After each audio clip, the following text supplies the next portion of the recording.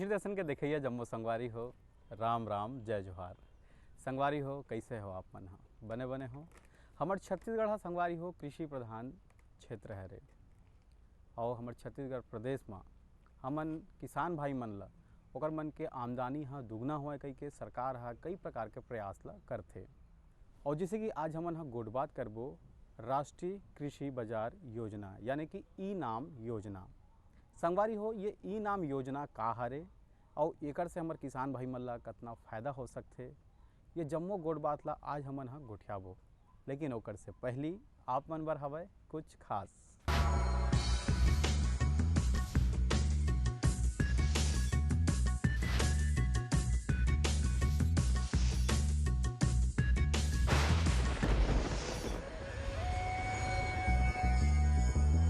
जो चिकनी तरोइया गिलकी है उसके लिए हम 4 से 5 केजी पर हेक्टेयर के हिसाब से बीज की मात्रा लेते हैं। सिर्फ बीज को लेकर सीधा उसको बुवाई नहीं करना है, उसका हमें बीज उपचार करना भी ज़रूरी होता है ताकि उसमें जो फफूंदजनक जो रोग हैं वो ना लगे, वायरस से इन्फेक्शन ना हो।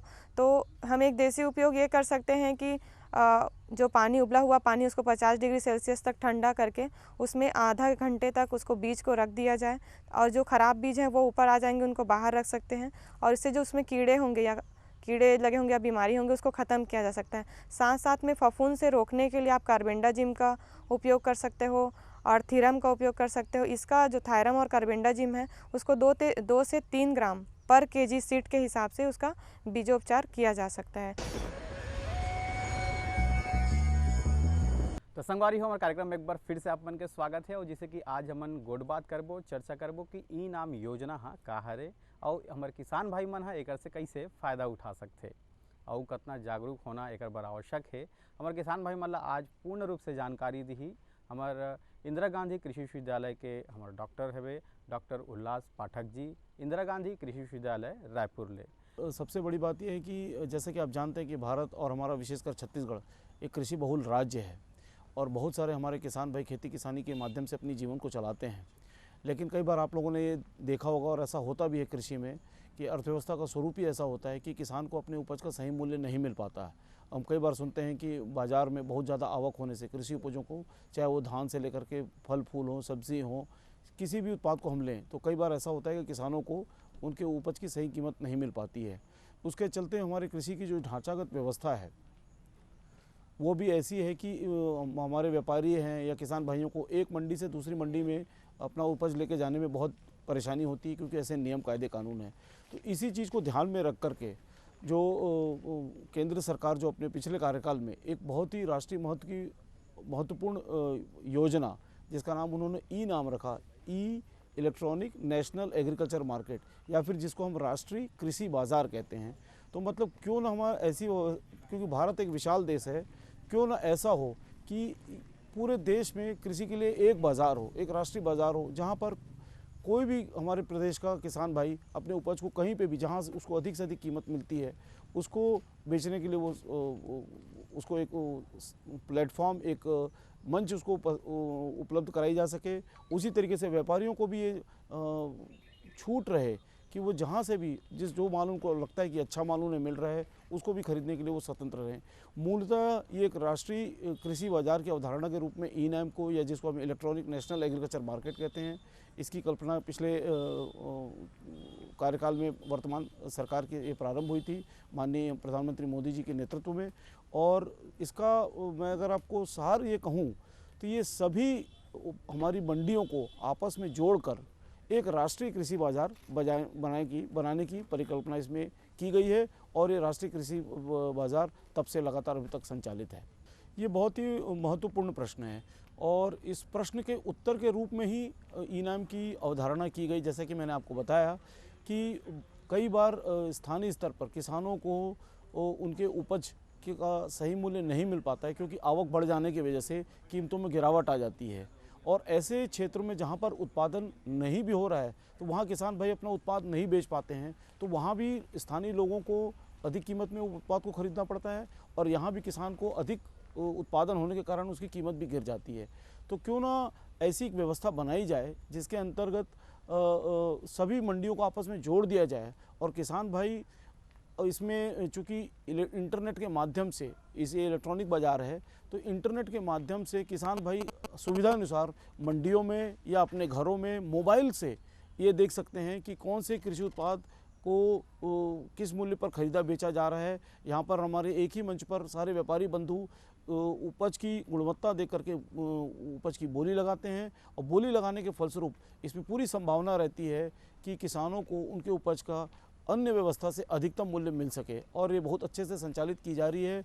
और मुझे बड़ी खुशी है कि छत्तीसगढ़ में जो प्रारंभिक चरण में 5 कृषि उपज मंडी को इसमें लिया गया था, जिसके अंतर्गत कवर्धा, राजनांदगांव, धमतरी, भाटापारा, बलौदा बाज़ार जैसे कृषि उपज मंडियों को जोड़ा गया था। और इन मंडियों में ये व्यवस्था लागू करने के बाद किसानों को ये देखने में आया है कि मोटे तौर पर उनको उनके उपज की अधिक कीमत, चाहे वो धान हो, चाहे वो दालें हों, चाहे वो सोयाबीन हो, इन सब चना हो, इन सब उपज की अच्छे से अच्छी कीमत यहाँ पे हमको देखने में आया कि मिली। तो किसानों को निश्चित रूप से इससे फ़ायदा होने वाला है, क्योंकि जब आप खरीदार और बेचने वाले के बीच में मध्यस्थ को हटा देते हैं, तो सीधा सीधा जो किसान और जो खरीदने वाले व्यापारी हैं, उनको दोनों के हितों को ध्यान में रखकर अधिकतम या जो वास्तविक मूल्य है, जो कि मांग और पूर्ति के हिसाब से तय होता है, उसको देख करके ही ये वास्तविक कीमत का निर्धारण होता है, जिससे किसानों को फ़ायदा होता है। फिर संगवारी हो, यहू बात जानना जरूरी है कि हमारे छत्तीसगढ़ के किसान भाई मन हा ये ई नाम के प्रति कतना कन जागरूक हवे। हमारे छत्तीसगढ़ में ये जो ई नाम है, ये योजना के प्रचार प्रसार कैसन ढंग के हुआ थे, आओ जानते हैं ये विषय में डॉक्टर साहब काय कहा थे। ई नाम जब या राष्ट्रीय कृषि बाज़ार जब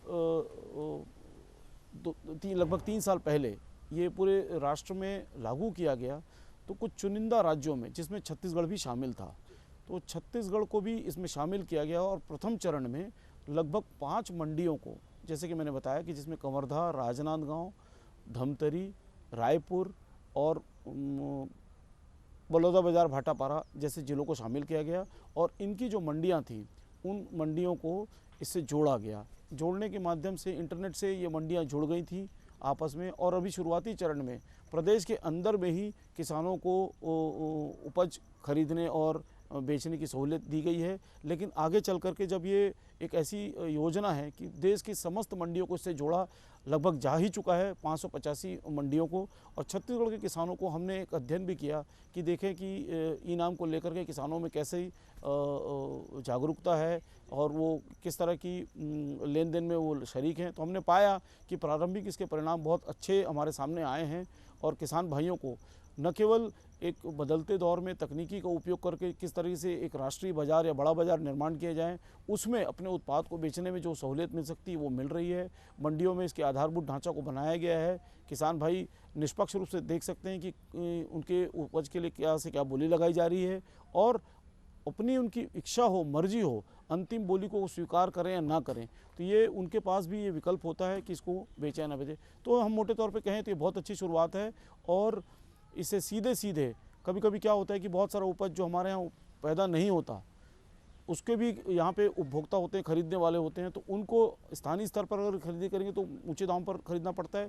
जबकि यही उपज अगर वो बाहर से ले लेते हैं, लेकिन बाहर से लेने में कुछ कानूनी बाध्यताएं थी, उन बाध्यताओं को हटा दिया गया है, या क्योंकि कृषि राज्य का विषय है, तो मंडी में जो भी अधिनियम में परिवर्तन जिन राज्यों ने किया है, वहाँ पर अब बेरोक टोक इन कृषि उत्पादों का आवागमन और खरीद बिक्री हो रही है। तो मैं कहूँगा कि किसानों के लिए बहुत ही लाभकारी है। और द्वितीय चरण में छत्तीसगढ़ के विषय में मैं आपको बतला रहा था कि द्वितीय चरण में लगभग 9 और मंडियों को इससे जोड़ा गया है। तो कुल मिलाकर के छत्तीसगढ़ में ऐसी स्थिति है कि लगभग 14 मंडियों को राष्ट्रीय कृषि बाज़ार या ई नाम से जोड़ा जा चुका है। और एक काफ़ी बड़ा इलाका जो छत्तीसगढ़ का ये क्षेत्र किसानों के लिए लाभकारी है। और इन क्षेत्रों में हमारे किसान भाइयों को ये सुविधा है कि अपना उत्पाद बेच सकें। बेरा हो गए सुघर संदेश के, तो संदेश के बाद कार्यक्रम में आप मन के स्वागत करबो। तब तक आप मन देखो ये संदेश ला।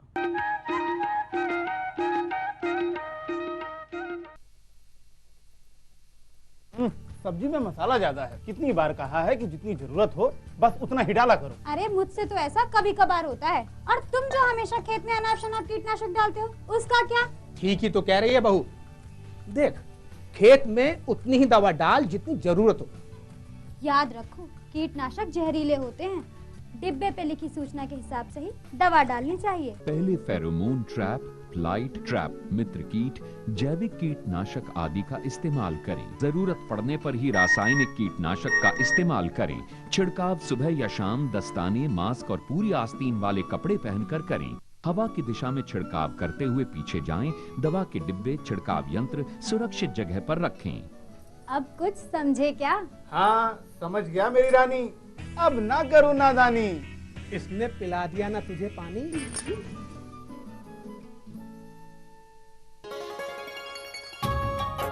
आप किसान भाइयों की खेती बाड़ी से जुड़ी हर समस्या का कृषि विशेषज्ञों द्वारा तुरंत समाधान। किसान कॉल सेंटर। आप भारत के किसी भी प्रदेश में रहते हो, कोई भी भाषा बोलते हो, आपकी समस्या चाहे फसल की बीमारी की हो, खाद की, पशुपालन की या कृषि से जुड़ी नई तकनीक की, अपनी समस्या का अपनी ही भाषा में समाधान पाने के लिए आप देश के किसी भी कोने से डायल करें 1551। विशेषज्ञ द्वारा आपको दी जाने वाली ये सलाह बिल्कुल निशुल्क है। ये सुविधा प्रातः 6 बजे से रात्रि 10 बजे तक निशुल्क उपलब्ध है। किसान कॉल सेंटर यानी 1551। ये लो और बताओ। बस। अरे ये क्या भैया जी, बस इतनी सी रासायनिक खाद? किसानी छोड़ रहे हो क्या? किसानी नहीं, नादानी छोड़ रहे हैं। मिट्टी की जांच कराई है। अब तो लालाजी जितनी जरूरत है उतने ही उर्वरक खेत में डालेंगे। हाँ, किसान भाई आज ही अपने जिले की नजदीकी भूमि परीक्षण प्रयोगशाला में मिट्टी की जांच जरूर करवाएं और मिट्टी में पोषक तत्व, नमी व पौधे के विकास को देखते हुए केवल जरूरत के अनुसार ही पोषक तत्व डालें। और हाँ, मिट्टी में गंधक, जस्ता, बोरोन जैसे सूक्ष्म पोषक तत्वों का पता लगाना भी न भूलें।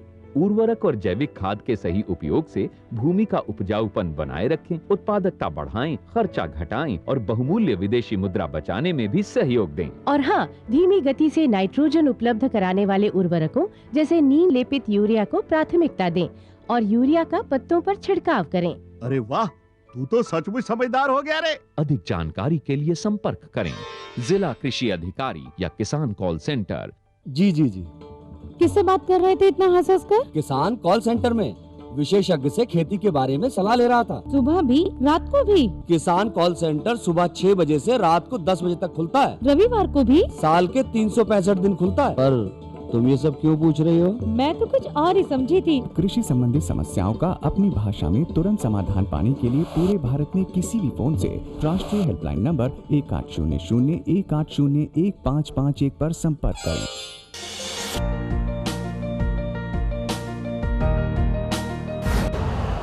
यूरिया का स्वदेशी उत्पादन 70 लाख टन बढ़ाने के लिए 6 उर्वरक संयंत्रों का उद्धार किया जा रहा है। FCIL के गोरखपुर, सिंदरी, तलचर और रामागुंडम संयंत्र, HFCL की बरौनी इकाई और BVFCL की नामरू फोर्थ। सोने पर सुहागा ये है कि देश में अब बनेगा सिर्फ नीम लेपित यूरिया, क्योंकि इससे होगा किसानों का फायदा ही फायदा। अनाज का उत्पादन 10% तक बढ़ेगा। बढ़ेगी 10 से 15% नाइट्रोजन क्षमता।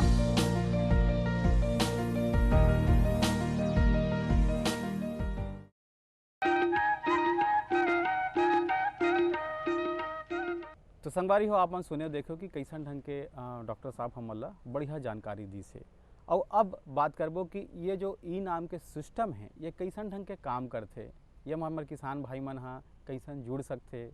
और जिन मोबाइल से जिन बताई से हमारा जो मोबाइल से आप मन पंजीयन करा सकते हो, मोबाइल से ही आप मन हाँ पूरा क्षेत्र के अवलोकन कर सकते हो कि कौन मेर कौन से उपज के का रेट चलत हवे और हमारे किसान भाई मन ओला डायरेक्ट वहाँ से सेलिंग घलोक कर सकते। तो आप मन सुने संगवारी हो देखे हो तो ये सिस्टम कैसे काम करते, आओ जानते हैं विस्तार पूर्वक हमारे डॉक्टर साहब क्या बताते। जो किसान भाई जहाँ के निवासी हैं उनके समीपस्थ जो भी कृषि उपज मंडी है वहाँ पर जाकर के उनका रजिस्ट्रेशन हो सकता है।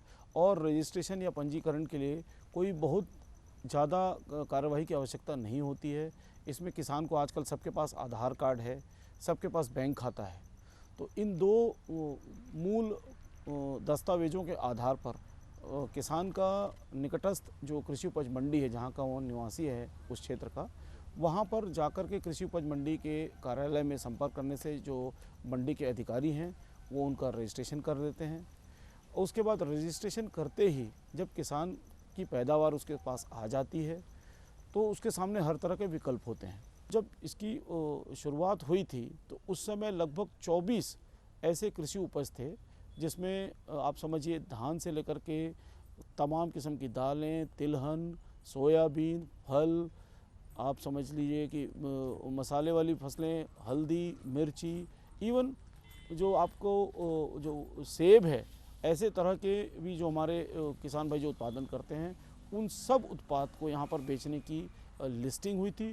क्योंकि शुरुआती व्यवस्था थी, इसलिए एक व्यवस्था बनाया जा रहा था कि हमारे सामने एक लक्ष्य यही था कि हम पहले तो पूरे भारतवर्ष को एक राष्ट्रीय कृषि बाजार के रूप में जोड़ें। आप देखते हैं कि जैसे अन्य जो औद्योगिक उत्पाद हैं उनको खरीदी बिक्री करने में कहीं कोई राष्ट्रीय स्तर पर कोई किस्म की कोई परेशानी नहीं होती है, लेकिन चूंकि जैसे कि हमने चर्चा की कि कृषि एक राज्य का विषय है, तो इसके संचालन के लिए जो नियम, कायदे या कानून बनाने होते हैं वो राज्य सरकार के अधीन होते हैं। तो जिन राज्य सरकारों ने अपने अपने यहाँ के जो APMC या कृषि उत्पाद मंडी अधिनियम को जिन लोगों ने संशोधित किया, जिन राज्यों ने, ऐसे राज्यों को इस व्यवस्था में शामिल होने का मौका मिला और वो इसका लाभ ले रहे हैं। और कुल मिलाकर के पूरे देश की 585 मंडियों को लगभग 16 राज्य और 2 केंद्र शासित प्रदेशों में ये योजना चलाई जा रही है। संगवारी हो, जैसे कि आप मन हाँ देखियो सुने कि कैसन ढंग के आप मन हाँ ई-नाम योजना में पंजीयन करा के बढ़िया फ़ायदा ला उठा सकत हवो, बढ़िया लाभ कमा सकत हवो। फिर संगवारी हो, एकर बर गुणवत्ता के भी कहीं ना कहीं एक मापदंड होही। गुणवत्ता के कैसन ढंग के मापदंड होते और ये विषय में हमारे डॉक्टर साहब काय कहा थे, आओ सुनथन। गुणवत्ता वाला उपज कम गुणवत्ता वाले उपज के साथ में अगर मिश्रित हो जाए, जैसे धान में ही, क्योंकि किसान क्या करता है, कटाई करता है और उसके बाद सीमित संसाधन होते हैं, तो कई बार गुणवत्ता को लेकर के वो उतनी व्यवस्था अपने स्तर पर नहीं कर पाता है। तो हमारे यहाँ मंडियों में इस चीज़ की व्यवस्था है कि ग्रेडर्स वहाँ पे लगाए गए हैं और जो किसान अपना उत्पाद, चाहे कोई भी उत्पाद हो, दलहन, तिलहन, फल और मसाले के उपज को जो भी उत्पाद को लेकर के आता है, उन उत्पादों को वहाँ उसकी गुणवत्ता जांचने के लिए प्राथमिक यंत्र लगाए गए हैं। वहाँ पर ग्रेडिंग सहायक काम करते हैं, जो सैंपल लेकर के वो कृषि के उत्पाद के ढेर में से सैंपल लेकर के वो जांच करते हैं कि इसमें नमी का प्रतिशत कितना है, इसमें दूसरी चीज़ों का अधिमिश्रण कितना है। ऐसे जो मोटे मोटे बिंदुओं पर अभी प्रारंभिक चरण में इसकी जांच की जाती है, जिससे उसकी गुणवत्ता तय कर रही होती है। और जांच करने के बाद इन मानकों को कृषि उपज के लॉट के हिसाब से कंप्यूटर पर इंटरनेट के माध्यम से डाल दिया जाता है। व्यापारी खुद देख सकता है इंटरनेट में, कंप्यूटर में, मोबाइल में, जहाँ पर भी आसानी से। और कृषि उपज मंडियों में भी ऐसे कंप्यूटर और इंटरनेट की व्यवस्था की गई है। किसान भाई भी देख सकते हैं कि किस तरह से नीलामी की बोली चल रही है।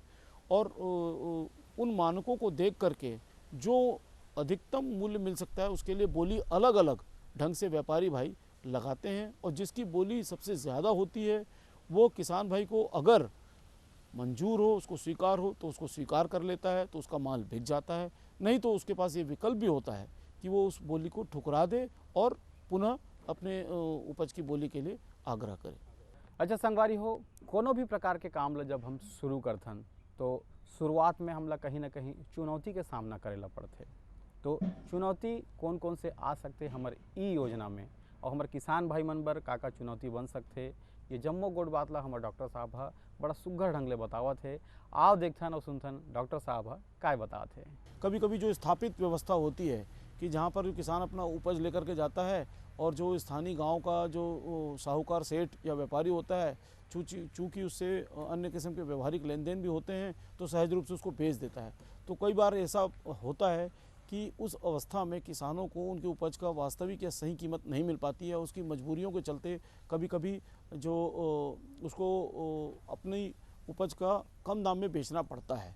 तो इन्हीं सब चीज़ों को दूर करने के लिए इसमें जो चुनौती थी कि कैसे किसानों को इसके लिए तैयार किया जाए, इसके लिए जोड़ा जाए, तो व्यापक स्तर पर, बहुत ही वृहद स्तर पर देश में इसका जो जागरूकता कार्यक्रम वो चल रहा है। आप जानते हैं कि डीडी के किसान चैनल के माध्यम से और जगह जगह राज्यों में और पंचायतों में लगातार ऐसे कार्यक्रम आयोजित किए जा रहे हैं, जहां राष्ट्रीय कृषि बाज़ार को लेकर के किसानों के बीच में जानकारी अब अच्छे से पहुंच रही है। और रही बात व्यापारियों की, तो व्यापारियों को भी जो सिंगल यूनिफाइड या एकीकृत लाइसेंस प्रणाली जो इस इनाम के राष्ट्रीय कृषि बाज़ार की ग्रिड व्यवस्था के अंतर्गत सहूलियत दी गई है, उसमें अब अलग अलग मंडियों के लिए व्यापारी भाइयों को भी लाइसेंस लेने की ज़रूरत नहीं है और वो एकीकृत लाइसेंस से किसी भी मंडी में खरीद फरोख्त कर सकते हैं। तो संगवारी हो, जैसे कि हमारे डॉक्टर साहब बताई से कि कौन कौन सी चुनौतियाँ आ सकत हवे और चुनौतियाँ ज़्यादा झन आवे, एक बार ज़रूरत होती है प्रशिक्षण के। तो एक बार कौन कौन से प्रकार के प्रशिक्षण और कहाँ कहाँ से दे जात हवे, कहाँ कहाँ से हमारे किसान भाई मन ला एकर प्रति जागरूक करे जात हवे, जम्मो गोट बात के विषय में जानकारी देवत है हमारे डॉक्टर साहब। आओ देखते हैं वो काय कहा थे। किसान भाइयों के उनके सहूलियत के लिए, उनकी जानकारी को बढ़ाने के लिए कि केंद्र शासन और जो हमारा दूरदर्शन है, भारतीय दूरदर्शन ने डीडी किसान चैनल के माध्यम से लगातार इस पर कार्यक्रम आते रहते हैं। और इसके अंतर्गत राष्ट्रीय कृषि बाज़ार के अंतर्गत अगर कोई शिकायत है या सुझाव है या अपनी कोई उपज को लेकर के लेन देन की कोई समस्या है, तो इसके लिए भी टोल फ्री नंबर सुझाए गए हैं। उन टोल फ्री नंबर पर किसान भाई लगातार संपर्क कर सकते हैं और अपनी समस्याओं का निदान पा सकते हैं। ई नाम को लेकर के अगर मैं कहूँ कि कुछ सुझाव की जो आवश्यकता है, वो अभी 2-3 स्तर पर हमें और इस व्यवस्था को सुदृढ़ करने की आवश्यकता है। सबसे पहले तो लगातार मुझे लगता है कि किसानों के बीच में हमें ये जागरूकता, ये प्रशिक्षण, ये पंचायत स्तर से उठ करके ग्राम स्तर तक भी जाना चाहिए और हर एक किसान को इससे जोड़ने का अधिक से अधिक प्रयास लगातार करते रहना चाहिए, कि जिससे किसानों की जो मंडी व्यवस्था के अंतर्गत और ख़ास करके राष्ट्रीय कृषि बाज़ार की व्यवस्था के अंतर्गत अपने उत्पाद को बेचने की जो बात है, वो बात का वो लाभ उठा सकते हैं और व्यवस्था की। तो ये जागरूकता के माध्यम से हमको लगातार, मुझे बड़ी खुशी है कि 2-3 सालों में काफ़ी जागरूकता आई है। और जैसा कि मैंने कहा कि अब जो मंडियों में कुल बिक्री हो रही है, उसका एक बहुत बड़ा प्रतिशत या बहुत बड़ा भाग राष्ट्रीय कृषि बाज़ार व्यवस्था के माध्यम से भी बिकने लगा है। किसान भाई से जुड़ें। दूसरी बात, मंडी स्तर पर हमको ऐसा लगता है कि किसान के उत्पाद की गुणवत्ता के लिए जो मानक तय किए गए हैं, उनको धीरे धीरे कुछ और अन्य मानकों को भी इसमें जोड़ा जाना चाहिए, ताकि बेहतर से बेहतर क्वालिटी जो किसान के उत्पाद की है, उसके लिए अच्छी कीमत उसको मिल सके।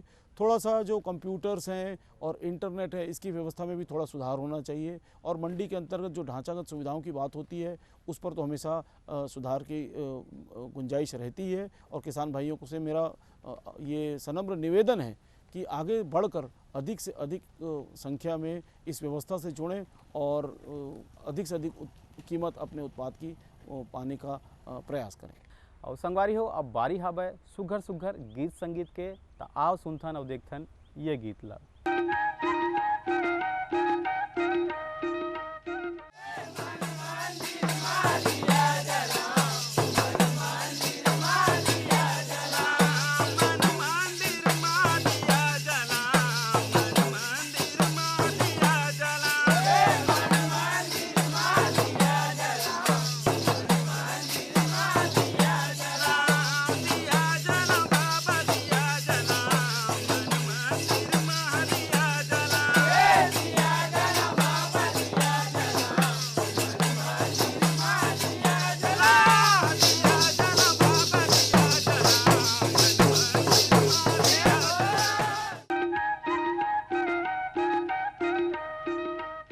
और संगवारी हो, आपके मितान ला अगले अंक तक आप मन हा दुहु विदा।